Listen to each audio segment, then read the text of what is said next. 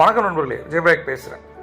Budgeting, cutting expenses இதை பற்றிலாம் பேசும்போது நிறைய பேர் கேட்டாங்க, சைக்காலஜிக்கலாக செலவுகளை கண்ட்ரோல் பண்ண முடியல சார் அப்படின்னு சொல்லிட்டு. எனக்கு புரியுது, நானும் அந்த மாதிரி தான் இருந்தேன். நான் எப்படி மாறினேன், என்னென்ன விஷயங்கள் பண்ணால் நீங்கள் உங்களால் சேமிக்க முடியும். முதல் விஷயம் கிரெடிட் கார்டு.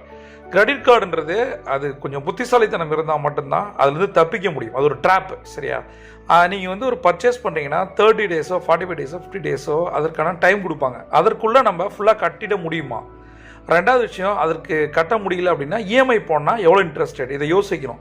இதில் என்ன நடக்கும்னா, நம்ம கார்டு வச்சுருக்கும் போது நம்மளை அறியாமல் நிறைய நம்ம செலவு பண்ணுவோம். நம்ம ஃப்ரெண்ட்ஸோ ரிலேட்டிவ்ஸோ கேட்டால் இல்லைன்னு சொல்ல முடியாது.